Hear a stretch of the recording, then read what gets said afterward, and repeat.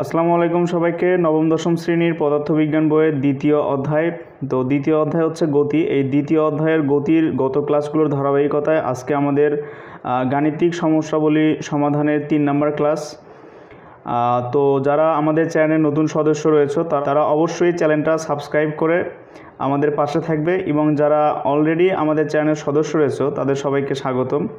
তো আজকের ক্লাসটার শুরুতেই যে ম্যাটটা দেওয়া আছে যে 150 মিটার উঁচু দালানের ছাদ থেকে কোনো বস্তু ছেড়ে দিলে এটি কত বেগে ভূপৃষ্ঠকে আঘাত করবে। তো শুরুতেই আমরা একটা চিত্র অঙ্কন করার চেষ্টা করব। এটা হচ্ছে একটা ভূমি। তো এটা ভূমির উপরে একটা দালান। এই দালানের উচ্চতা h ইকুয়াল হচ্ছে 150 মিটার। আর এই দালানের ছাদ থেকে কোনো বস্তু ছেড়ে দিলে, তার মানে এই ছাদে একটা বস্তু আছে। তো এই বস্তুকে যদি ছেড়ে দেওয়া হয় তাহলে অবশ্যই নিচে কী হবে, নিচের দিকে গতিশীল অবস্থায় প্রাপ্ত হবে। তো ছেড়ে দিলে অবশ্যই একটা বেগ নিয়ে এই ভূপৃষ্ঠকে কী করবে, এখানে আঘাত করবে।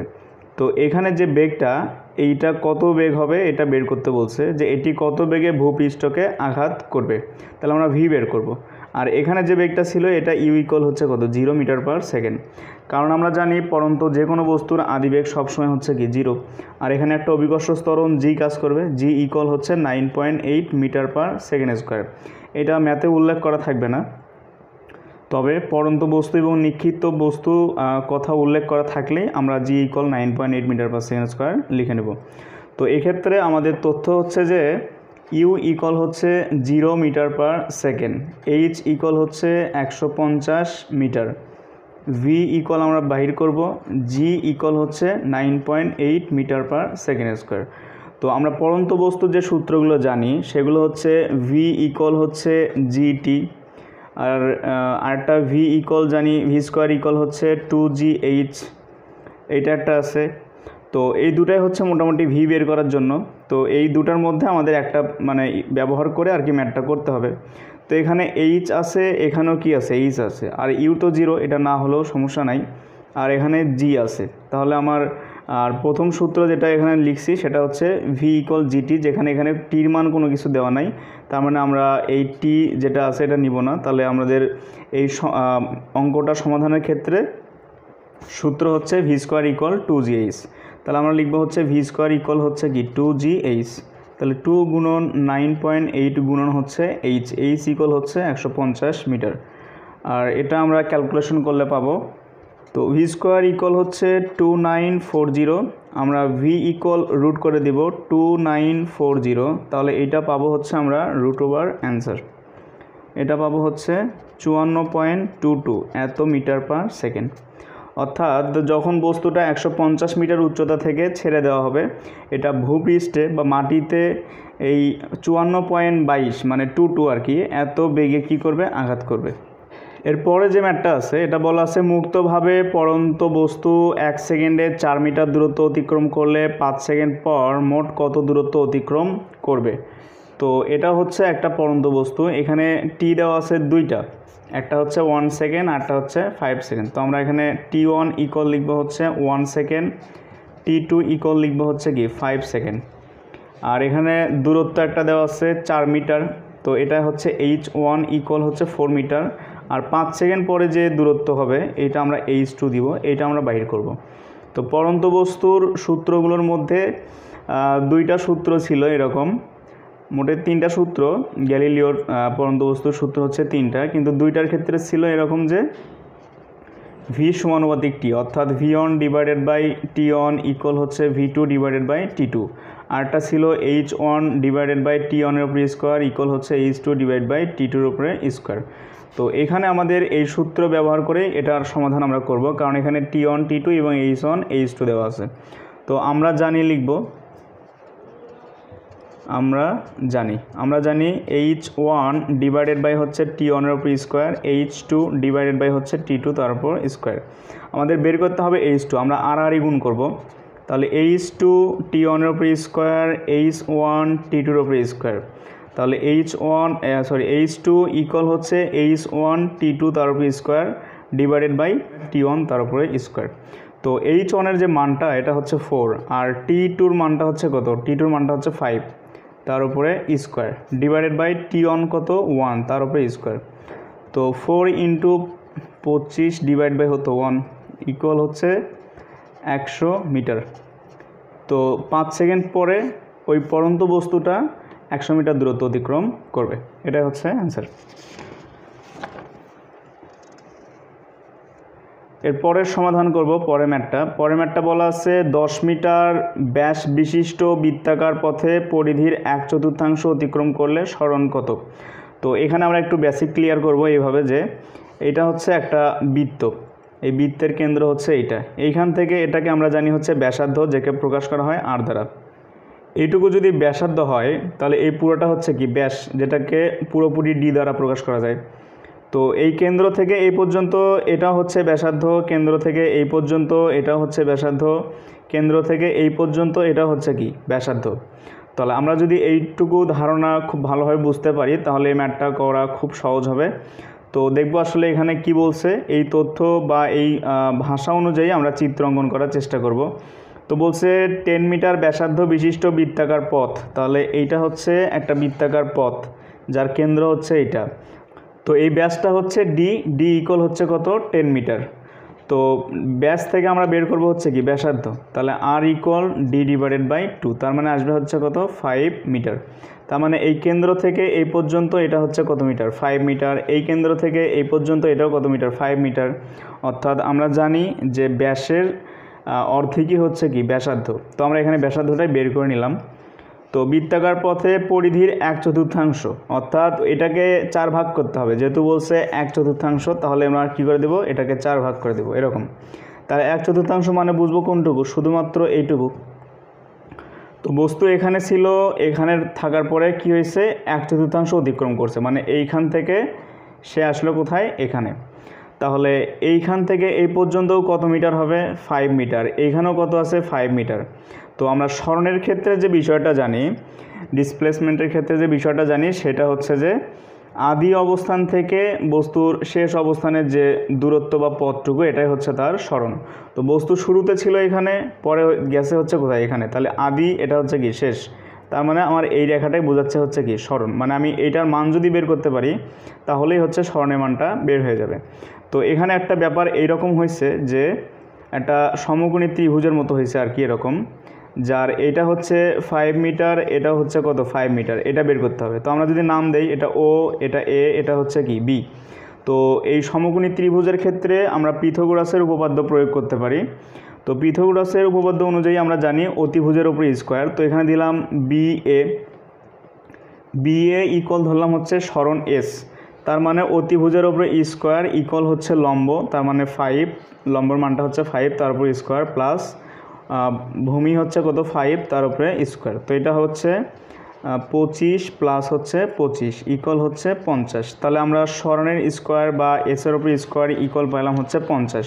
তো এস ইকুয়াল হচ্ছে কি হবে √50। তো এটাকে আমরা পাবো হচ্ছে √50 করলে পাবো হচ্ছে 7.071 এত মিটার। অর্থাৎ বস্তুটার বৃত্তাকার পথের 1/4 অতিক্রম করলে তার সরণটা হবে হচ্ছে 7.071 মিটার। এটাই হচ্ছে আমাদের অ্যান্সার।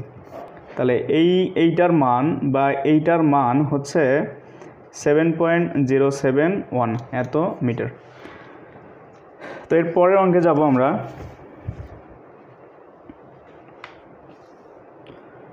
তো পরের অঙ্কের শুরুতে বলা আছে 72 কিলোমিটার পার আওয়ার বেগে চলন্ত একটি রেলগাড়িকে ব্রেক কষে 40 সেকেন্ডে থামানো হলো, গাড়িটির অতিক্রান্ত দূরত্ব কত। তো গাড়িটা যদি আমরা অঙ্কন করি যে এরকম একটা রেলগাড়ি আছে, আচ্ছা ধরে নিলাম একটা হচ্ছে কি রেলগাড়ি। তো এই রেলগাড়িটার আদিবেগ ইউ ইকুয়াল হচ্ছে কত 72 কিলোমিটার পার আওয়ার। তো এটাকে আমরা মিটার পার সেকেন্ড করব। আচ্ছা, তো এই গাড়িটা কি আছে চলমান আছে এবং এই গাড়িটা ব্রেক করছে, তাহলে টি ইকুয়াল কত সেকেন্ড 40 সেকেন্ড।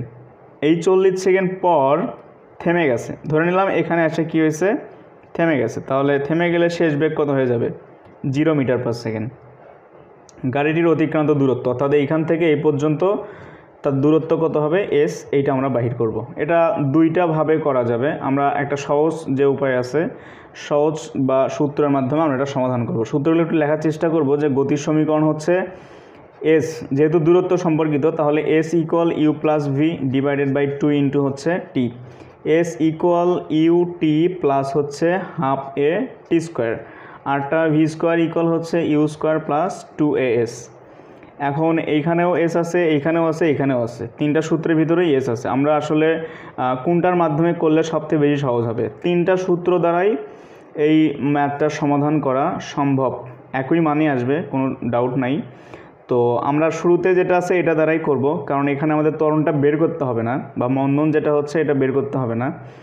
তা শুরুতেই আমরা আসলে ইউ এর মানটা বের করে নেব, যে U equal 72 kilometer per hour. এটাকে আমরা কি করব? Meter per second. তাহলে 72 কিলোমিটার ডিভাইডেড বাই হচ্ছে এইচ। তো 72 গুণন কিলোমিটারকে মিটার করলে 1000 দ্বারা কি করতে হবে? গুণ দিতে হবে, ডিভাইডেড বাই 1 ঘন্টা। 1 ঘন্টা ইকুয়াল কত সেকেন্ড? 3600। তো এখানে 2টা জিরো, এখানে 2টা জিরো, 36 দুগুণে 72 মানে হচ্ছে 20 মিটার পার সেকেন্ড। তো আমরা ইউ ইকুয়াল পাইলাম হচ্ছে কত? 20 মিটার পার সেকেন্ড। আমরা যেটা করব, এই সূত্রটা ব্যবহার করব, যে এস ইকুয়াল হচ্ছে U plus V divided by 2 into হচ্ছে কি টি। ইউ এর মানটা হচ্ছে 20 প্লাস ভির মানটা হচ্ছে 0 ডিভাইডেড বাই 2 ইন্টু হচ্ছে কি টি। তো এটা 20 ডিভাইডেড বাই 2, আর টির মানটা বসালে আমরা পাচ্ছি হচ্ছে কত? 40। এটা পাবো হচ্ছে, তাহলে এখানে পাচ্ছি হচ্ছে 400 মিটার। এটাই অ্যান্সার। এখন কারো মনে ডাউট থাকতে পারে যে এই দুটা দ্বারাও হবে কিভাবে? তো এখানে অবশ্যই বের করতে হবে ত্বরণটা, মানে এর মানটা। তো আমরা এ ইকুয়াল কি জানি? V minus U divided by হচ্ছে টি। তাহলে ভি ইকুয়াল 0, ইউ ইকুয়াল কত? 20 ডিভাইডেড বাই টি ইকুয়াল কত? 40। এটা পাবো হচ্ছে মাইনাস হাফ এত মিটার পার সেকেন্ড স্কোয়ার। এই ত্বরণ মানটা যেহেতু বের করা হয়েছে, আমাদের অ্যান্সার কিন্তু এইটা। আমাদের অ্যান্সার হচ্ছে এইটা। আমরা এই দুইটা দ্বারাও করে দেখব যে অ্যান্সারটা রাইট হয় কিনা। তো এক্ষেত্রে এস ইকুয়াল হচ্ছে ইউটি। আমি সূত্রটা না লিখে শুধু মানগুলো বসাবো। ইউ এর মান হচ্ছে 20, টির মান হচ্ছে কত? টির মান হচ্ছে 40, ইউটি প্লাস হাফ, এর মান হচ্ছে মাইনাস হাফ টি স্কোয়ার, মানে 40-এর ওপরে স্কোয়ার। তো এটা আমরা পাবো হচ্ছে 4 দুগুণে 8 মানে 800। এই মাইনাস আর প্লাসে মাইনাস, 2 আর 2 নিচে গুণ করলে হবে হচ্ছে 4, গুণন হচ্ছে 4 4-এ কত? 16 আর 2 0। তো এখানে কাটাকাটি করলে পাবো হচ্ছে আমরা কত? 400। তো 800 মাইনাস হচ্ছে কত? 400 ইকুয়াল পাবো হচ্ছে কত? 400 মিটার। তো এখানেও আমরা এস ইকুয়াল বের করলাম হচ্ছে কত? 400 মিটার, আর এখানেও বের করছি কত? 400 মিটার। তার মানে অবশ্যই পরেরটাও কি হবে? 400 মিটারই হবে। তোমরা অবশ্যই এটা নিজে থেকে করার চেষ্টা করবা, একই মানই আসবে, কোনো ডাউট নাই। তো আশা করা যায় এটুকু বুঝতে পারছো। তো আমরা শেষ ম্যাথটা করব। এখানে কোনো কিছু বলা নাই, শুধু একটা কি দেওয়া আছে? চিত্র দেওয়া আছে এবং কিছু তথ্য দেওয়া আছে। এখানে ইউ ইকুয়াল হচ্ছে 0, একটা গাড়ি আছে, গাড়ির আদিবেগটা হচ্ছে 0, একটা ত্বরণে সে গতিশীল হয়েছে, তীরচিহ্ন দ্বারা বোঝানো হচ্ছে এটা গতিশীল হয়েছে, তখন তার ত্বরণ হচ্ছে 10 meter per second square. T equal what চিহ্ন, মানে এটা বের করতে হবে। এস ইকুয়াল হচ্ছে 3 কিলোমিটার। তো আমরা এখানে যে তথ্যগুলো আছে, যে ইউ ইকুয়াল হচ্ছে কত? 0 মিটার পার সেকেন্ড, এ ইকুয়াল হচ্ছে কত? 10 meter per second square, T equal আমরা এটা বাহির করব, আর এস ইকুয়াল হচ্ছে 3 কিলোমিটার। এটাকে আমরা মিটার করব। তো মিটার করলে হচ্ছে 3 গুণন কত? 1000, এটা আসবে হচ্ছে 3000 মিটার। তো এটা কোন সূত্রের সাথে যায়? অনায়াসেই বলা যেতে পারে যে আমরা এস ইকুয়াল কি জানি? ইউটি প্লাস হচ্ছে কি হাফ এ টি স্কোয়ার। এটা দ্বারা বের করলেই আমাদের টির মানটা বের হয়ে আসবে। তো আমরা এখানে সহজভাবেই এটা করব, যে আমরা জানি যে এস ইকুয়াল হচ্ছে ইউটি প্লাস হচ্ছে হাফ এ টি স্কোয়ার। তো এস এর মানটা এখানে বসাবো। এস এর মানটা হচ্ছে কত? 3000 ইকুয়াল ইউ এর মান 0, তো 0 আর টি গুণ করলে 0 হয়ে যাবে। হাফ গুণন এর মান হচ্ছে 10, আর টির মানটা আমরা বাইর করবো টি স্কোয়ার। এটা কাটাকাটি করলে কত আসবে? 5। তো এ পাশে আমরা লিখব 5 টি স্কোয়ার ইকুয়াল হচ্ছে 300। এই পাশ থেকে আমরা এই পাশে নিয়ে এলাম, এটা এই পাশে। তো টি স্কোয়ার ইকুয়াল হচ্ছে 300 ডিভাইডেড বাই হচ্ছে কত? 5। তো 5 6 30 মানে 600। তো টি স্কোয়ার ইকুয়াল হচ্ছে 600। তো টি ইকুয়াল হচ্ছে রুট ওভার কত 600, এটার মান পাবো হচ্ছে রুট ওভার 600 করলে পাবো হচ্ছে আমরা 24.49 এত কি সেকেন্ড। এটাই হচ্ছে আমাদের কাঙ্ক্ষিত অ্যান্সার।